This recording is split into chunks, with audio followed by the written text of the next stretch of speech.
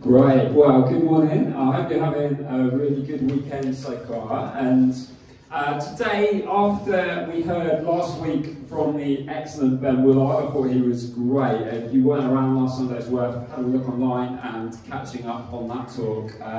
Really encouraging. It's such a challenging morning. So it's so good to have Ben with us last week. But today we're back into our Nehemiah series, and we're going to be we've been looking throughout this series really to learn lessons about renewal, because Nehemiah rebuilt and brought spiritual renewal to his city, Jerusalem, and for us here in Sheffield, we want to play our part in bringing renewal to our wonderful city of Sheffield.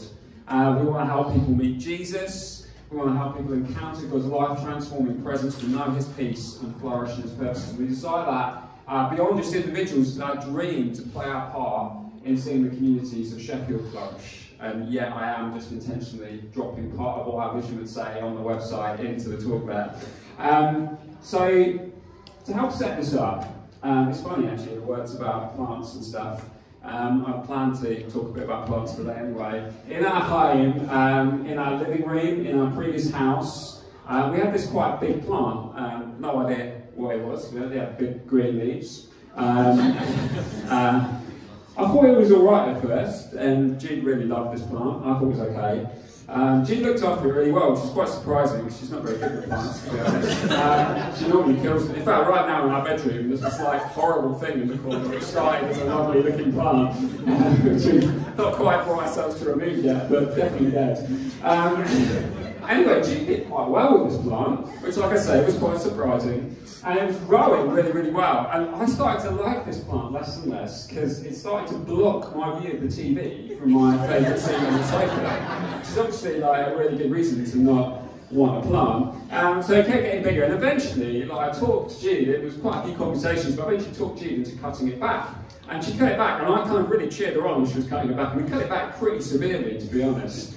And to be honest, she was a bit disappointed with what was left behind. And very sadly, from G's point of view, let's say from mine, that was tragically the beginning of the end for that plant. It didn't really survive the severe cutting back, and it's tragically no longer with us. You see, normally when a plant grows, it's a good thing, right? Growth is a good thing. For sure, it might need a little cutting back every now and again, but probably not like what we did and taking it way too far. But generally, growth is good. And for churches as well, generally, growth is a good thing. People growing and maturing as disciples, people giving their lives to Jesus and joining the church, growing in the ways we serve the city perhaps, sending people to plant new churches, growing in diversity. By that I mean like becoming an increasingly diverse group of people, because we really do believe that Jesus is for everyone from all kinds of backgrounds, or from every kind of background in fact. So healthy churches tend to grow in multiple ways. I'm not just talking about like numerical growth here, but that would be part of it. They grow in all kinds of ways. While it's overall a good thing, there can be real challenges when it comes to growth. Some of those challenges might be quite practical. We're beginning to face one of those here now that I'll actually talk a bit more about towards the end of my talk today, like physical space. And just not having enough room for more people and needing to perhaps find a bigger venue. Or other challenges can be more on a heart level. The challenges that begin to take place in our hearts when church is growing can be along the lines of, I kind of liked it how it was before the growth happened. Maybe a little bit like me getting annoyed at this plant. I kind of liked it when it was small and didn't get in the way of the TV. But as it grew, in my case, like very selfishly, I wanted to stop the growth so I could have things back to the way they were before.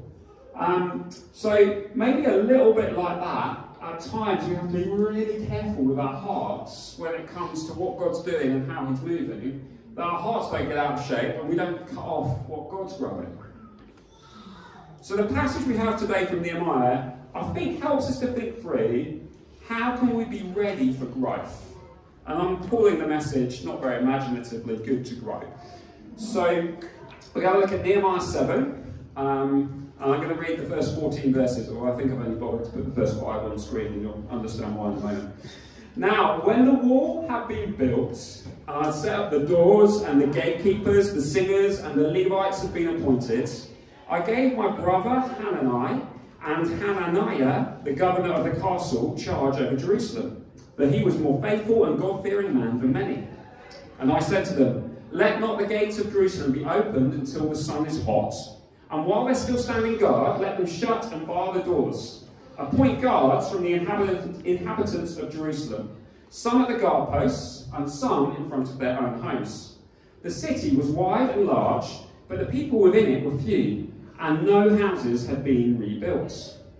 Then God put it into my heart to assemble the nobles and the officials and the people to be enrolled by the genealogy. And I looked up the book of the genealogy of those who came up at first, and I found written in it, there were people of the province who came up out of the captivity of those exiles from Nebuchadnezzar, the king of Babylon, had carried into exile. They returned to Jerusalem and Judah, each to his town. They came with them Zerubbabel, Jeshua, Nehemiah, Azariah, Rehemiah, Nehemiah, Mordecai, Bilshan, Mesperah, Bigva, Nahum, Banham, the number of the people of Israel, the sons of Parosh, 2,172, the sons of Shephatiah, 372, the sons of Hariah, 652, the sons of Pei-Math Moab, namely the sons of Jeshua and Joab, 2,818, the sons of Elam, 1,254, the sons of Zatu, 845, the sons of Zakkai, 772, the sons of Bin-Ui, 648, the sons of Bai, 628, the sons of Azgad, 2,322, and I barely started on this chapter, but I will stop there, you'll be pleased to know. It just keeps going and going like that.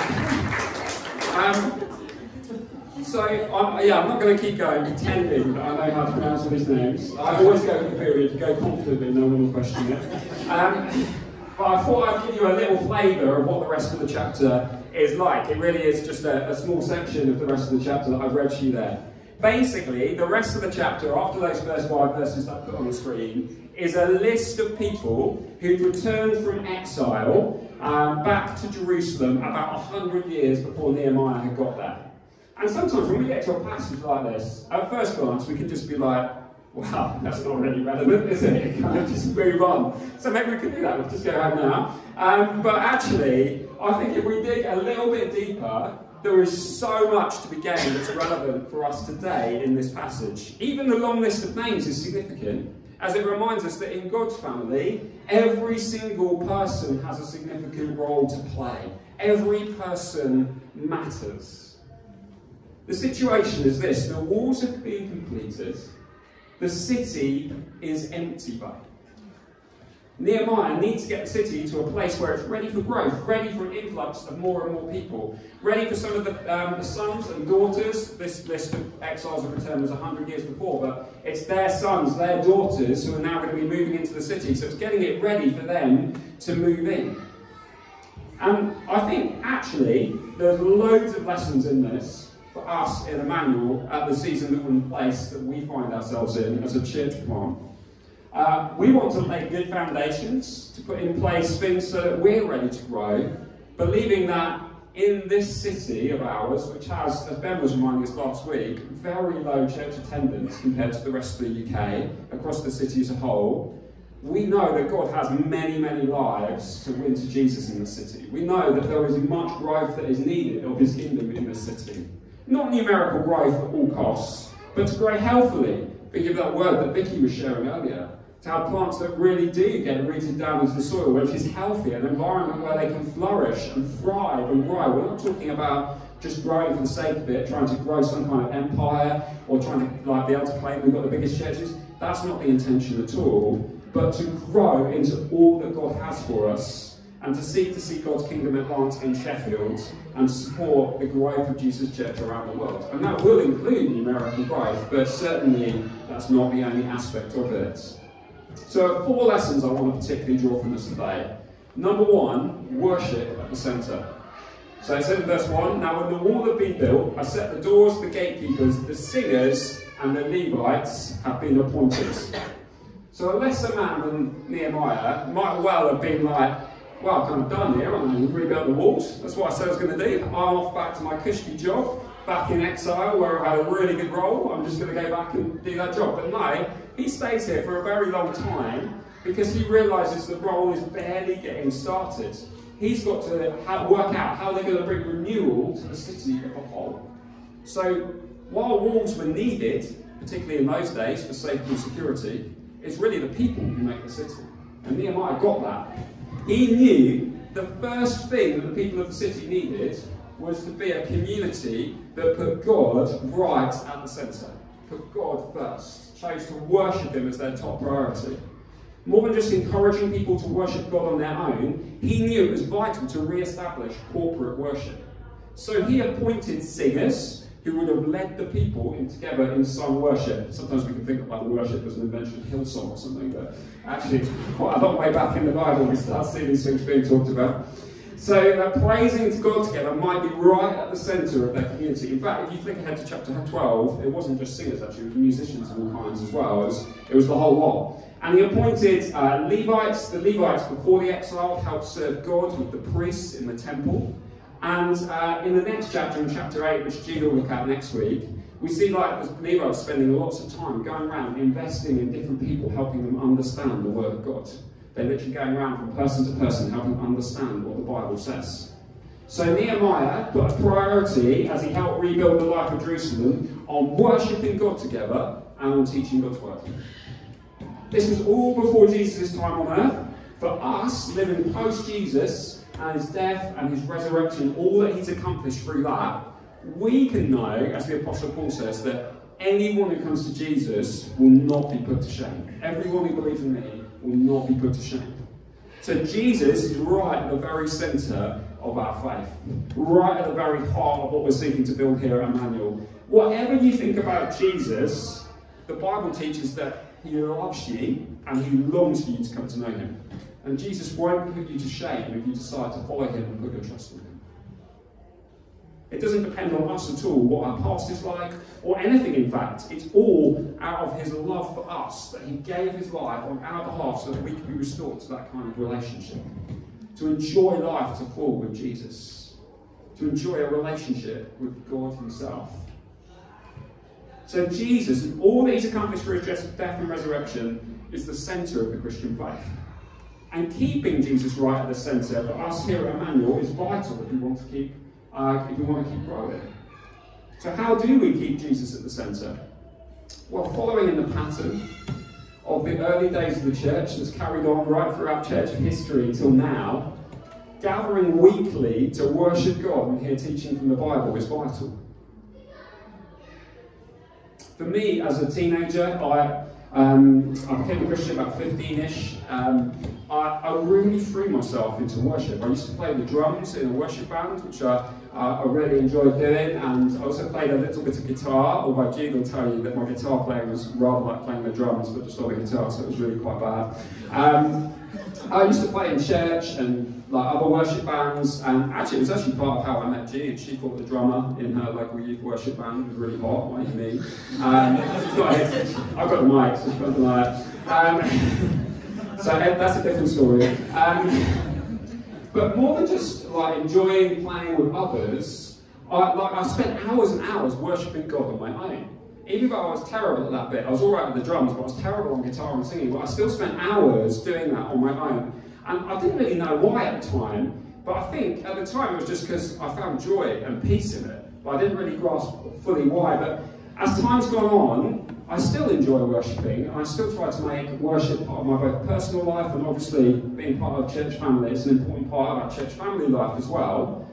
And as I've got a bit older, I guess I've learned more and more as to why it's so important. And worship is the right response to God's goodness and glory, because God fundamentally designed us as worshippers. Ultimately, we all worship something. And worship is the most refreshing and restorative activity that exists, because as we worship God, we encounter his presence by the Spirit, by the Holy Spirit, and as we linger in his presence, there is incredible refreshment to be found. Worship can take on many, many forms, and in one sense, and in many senses in fact, it's totally right to think of our whole lives as an expression of worship to God. So we can worship God with our finances, for example, by using our finances to his glory. We can worship God with any area of our lives, living for him through it.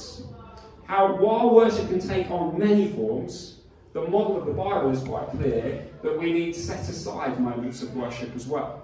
And primarily, but not exclusively, those moments come in the Bible as instances of sung worship. Not exclusively, but a lot of it is sung worship.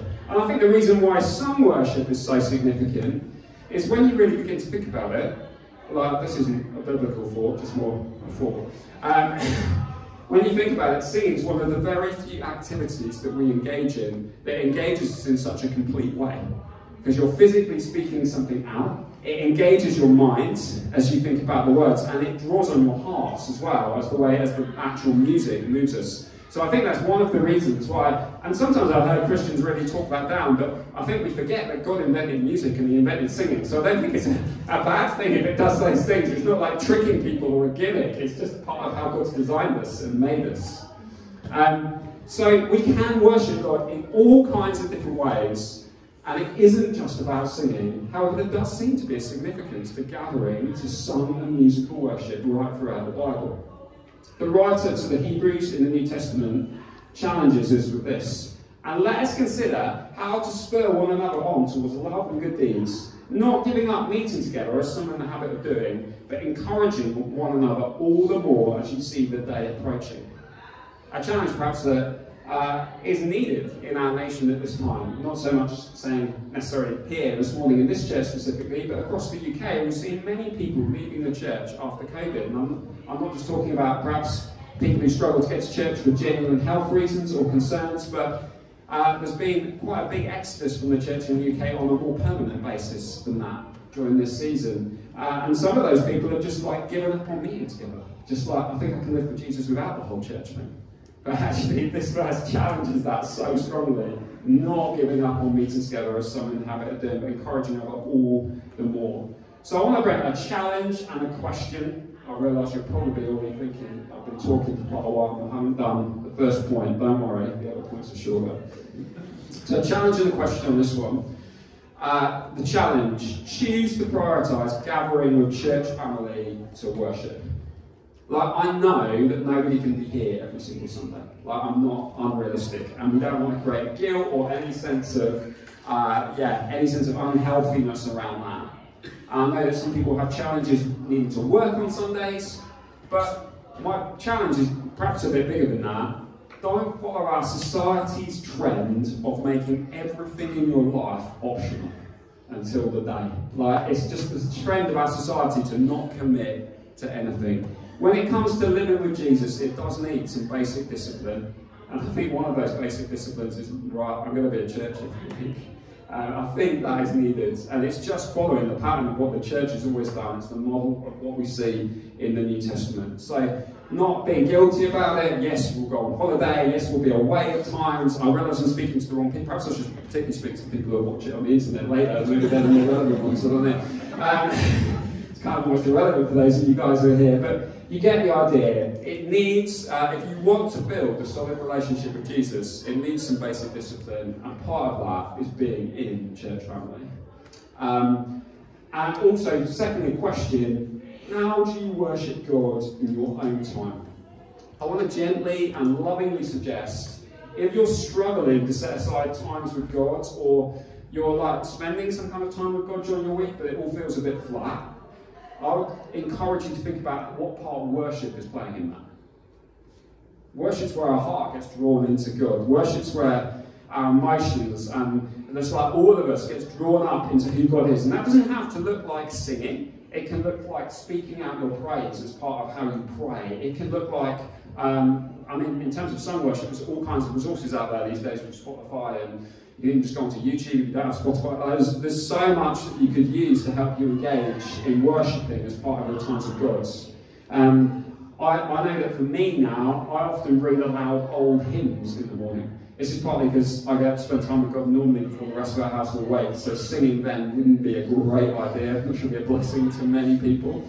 So I find myself like reading aloud old hymns, and I find that's where my heart really connects with God and lifts my spirit in worship. You see, every time we choose to worship, it gives us relief, really, from the exhausting pursuit of our own glory, and turns our gaze to the one who is actually worthy of all our glory. The only place you really find relief from that is in worship. So as we choose to worship, we find relief from that pursuit and the exhaustion of that. And if you're feeling exhausted, if you're feeling weary at the moment, think about finding some time to really worship, really spend time in God's presence. And don't stop until you know your heart is starting to connect.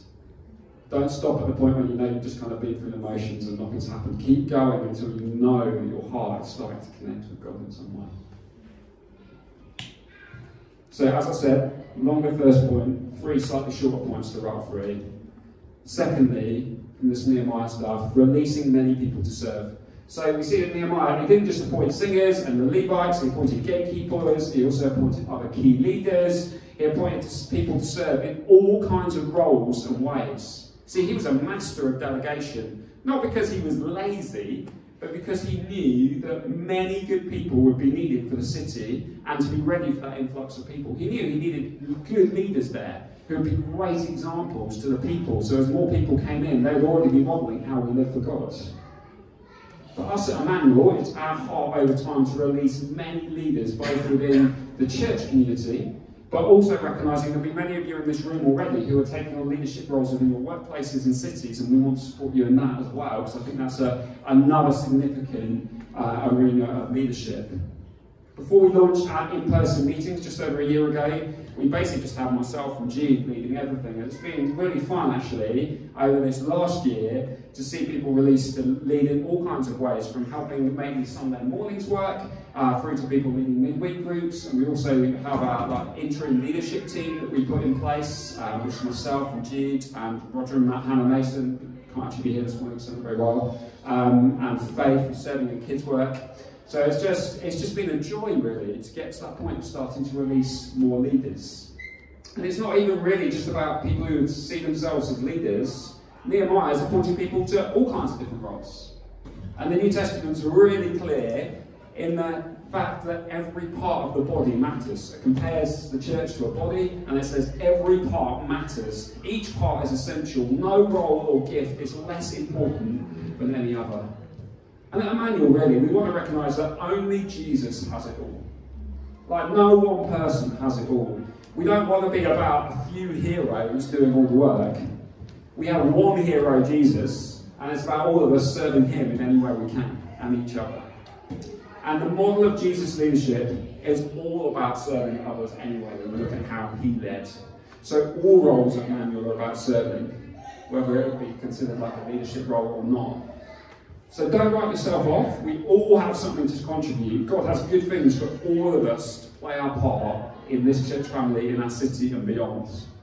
So just keep thinking about how God might want you to use you to serve in this church family, or how God might want to use you to serve our wider city, or perhaps there's a connection between those two things for some of you as we begin to explore as a church family how we serve those in need in our city. Perhaps you're meant to lead us in some way, and together as a church family, how we're going to serve our city together. Thirdly, creating a safe but also an open environment. And I said this to them, this is verse 3, let not the gates of Jerusalem be opened until the sun is hot, and while they're still standing guard, let them shut and bar the doors. Appoint guards from among the inhabitants of Jerusalem, some at their guard posts and some in front of their own homes. So Nehemiah knew that the safety of the people was really important. They might have completed the walls, but they were still vulnerable to attack and had some real enemies out there. This is probably quite hard for us to understand, isn't it? Like, I don't think we lie awake at night like worrying that the people of Chesterfield or the people of Rotherham are going to attack us overnight. Like, it's not like a day-to-day issue that we're facing, is it? So it's probably quite hard for us to get this concept. So Nehemiah, he's trying to strike a balance, really. He wanted to create a safe environment for everyone to live in, but he didn't want to cut them off from the outside world. So the gates were still opened, even if it was only for part of the day. And we want the gates to be open here as well at Emmanuel. We want to try and strike that kind of a balance, where anyone is welcome to come and explore Jesus with us. But we do at the same time want Emmanuel to be a place where people feel safe and secure. So there's two ways that the gates are open, I think, at Emmanuel. Anyone can come as they are to this church family. It's a phrase we've used quite a bit over time, come as you are. And this is true, this is what we're aiming for. However, at the same time, we want to take care to make sure that things like, for example, what gets shared from the front is biblical and good teaching. We want to be careful to make sure that things like our children are safe in their groups, even if they're a bit noisy, safe hopefully. And we want to, like with things like that, we do safeguarding properly, all those kind of things. Also, the full saying is not just come as you are, but don't stay as you are. Because apart from anything else, it's not a very inspiring message, is it? If Jesus' message was like, come in your mess and stay in your mess, not picking on anyone there, just accepting the reality you're all in a mess. Like, no one wants that. Like, what good is that? It's no good to anyone. So the message is come as you are, but don't stay as you are, because we really do believe that when anyone gets connected to Jesus, that they will be able to grow and become more and more like him and be changed and transformed over time. So you get the idea. The gates are open for anyone to come and explore faith, Emmanuel. However, we also want to be a church that's safe, both practically and spiritually, a safe place to be. And secondly, we can go outside the walls of the church. So because the gates are open, we don't have to play it safe and stay within our comfort zones. We don't even own a building, so I have to apply this very metaphorically, but we can get beyond our comfort zones. And here I'm thinking about, in the ways that we serve our city, the people that we connect with. We don't have to play it safe and just connect with each other. We can look to reach beyond ourselves. I think it does us so much good when we take opportunities to connect with people who are from different walks of life, perhaps to us, from different backgrounds, in all kinds of ways. It's really, really helpful to us because we believe Jesus is for everyone. We want to share and show Jesus' love with others in the city. And Jesus encouraged his followers to tell others about him, not in a forceful way, but living like him, and ultimately talking about him and sharing his love and sharing who he is. And we've started to do this already. I've been really encouraged actually recently by the numbers of stories of people being really bold and brave and sharing faith with their friends. So examples of people reading the Bible with their friends, and I've just heard from quite a number actually recently of people who they're taking the opportunity to share a bit of their story or share a bit of what Jesus has done with one of their friends. And I just think that's really courageous and really bold, and we want to keep encouraging that and growing in that. But I believe that God's going to ask us to take bigger and bigger risks for him as we go forward, to press beyond what's comfortable for us, to move out from the safety of our walls, as it were, to connect with people we perhaps wouldn't normally connect with. And finally, to wrap up, leaving room for growth. So the city was wide and large, but the people within it were few, and no houses had been rebuilt. So Nehemiah knew that rebuilt city walls were pretty pointless if no one was going to live in the city. Like, what's the point of that? So we get this list in the chapter of the people who moved in 100 years ago. So it's now their sons and daughters who are going to move into the city. And so he knew that the city needed to be ready for all of these people. It needed to be ready for this influx. So they needed to create space, they needed to build the homes, they needed to get it ready so that people could live there. And if you're on one of your early visits to Emmanuel, I hope that you feel really welcome here with us today, and it's so great to have you with us, and I hope that you feel that there's room here for you. Whatever your past experience of church, or even if you have no past experience of church, you're so welcome here. Like, to be honest, this isn't a church where we've got it all figured out. We're a church plant, and we're on a journey to establish ourselves as a church in this city, and we've got loads and loads of things that we feel pretty clear about, but also we've got loads and loads of things that we've still got to figure out and work out along the way. There's space for many people to join us in this adventure, but it is that, it's an adventure. If you want a church that's all sorted, where like every ministry area, every box you can imagine that a church should be doing is all ticked and sorted, that's not us, we're not there yet. Maybe we will be one day, but even then I hope there'll still be a sense of adventure and space for much more. So as a church, we want to have plenty of room for growth. I just want to talk just for a moment as we get towards the end on one very practical part of that. Is we've reached a point actually where we're realising we need to find a bigger venue. So we're actively looking for a new Sunday meeting venue. And to be honest, we've been doing that for several months now, and it's proving quite difficult. So we haven't really got anywhere yet with looking for a venue. And the reason for sharing it this morning is simply, I just want to invite you all to join us in really praying that God would open up a kind of clear direction for us on that and a way to go. As of yet, we don't have any options, to be honest, not even ones that we can't afford. We just don't have any. And we contacted a lot of places. So really praying that God would lead us to a great next home in a great location, because it's looking like we're not going to be able to be that picky about a specific location. That God will open something up for us. Another area as well, in fact I think we'll pray for that in a minute at the end after we've sung again. Another area as well, just to flag, we met with our midweek group leaders this week, and I'm so grateful for all those leaders. But we're aware as well that come September, we're going to need more groups than we currently have now, and that will probably mean there'll be changes to most of the groups that exist currently. So I just thought it was helpful to just kind of flag that at this point. That's one of the very practical, down-to-earth implications of some of the things that are happening with growth at the moment amongst us. More than just practical room for growth, we want to remember in church the kind of order of importance of what really matters. So when we're thinking about church, I think a really helpful attitude to have is right at the top is God, and then there's the whole church family, and then there's me. Because every individual does matter, and you do matter. And looking after yourself, for example, really important thing to do. But when we're thinking about the whole church context, the whole church has to matter more than one individual. So if we go forward all carrying that attitude, it's just a really helpful attitude to carry as we go. I'm not saying that in any way at the moment that we're not. I'm just saying I think that's a helpful attitude for us to carry as we go forward. That we put God first, the whole church second, and then we think about ourselves. And ourselves get on the list, like I say, because every individual does matter, and looking after ourselves does matter. But you have to have it in that order of priority. It's important for us to keep our hearts open to how God's growing us, for Jesus building this church. I got annoyed about a plant for really stupid and really selfish reasons. And I've used that illustration deliberately to be, I guess, hopefully be memorable and a bit provocative.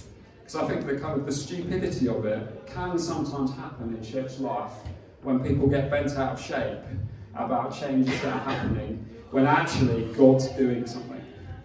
And I'm speaking about something that has not happened in this church context yet at all, and I'm really grateful for that. Their heart attitude is really good, but I think it's wise to prepare our hearts for the future, rather than just assuming we'll be better than everyone else and none of that will ever happen to us here in this church family. Whereas the reality is that there will be more tense and more challenging moments at times. In church life, we must be careful that we don't, for the sake of what we want, fight against something that God's doing. So we've seen today some key things for us to perhaps ensure that our manual keeps growing and moving into all that God has for us. Keeping worship at the centre, just like Nehemiah got worship right at the centre of their city. Releasing many people to serve, just as we saw Nehemiah delegating to all these people. And that all the people matter, whatever the serving role, every part matters equally. Creating a safe but also open environment. And finally, leaving room for growth. So I feel like it's probably only appropriate to worship again, given the first point that we looked at today. So we're going to enjoy just worshipping for a few moments, and then it's just going to be an opportunity to pray and respond a little bit to what I've shared. If you'd like to stand.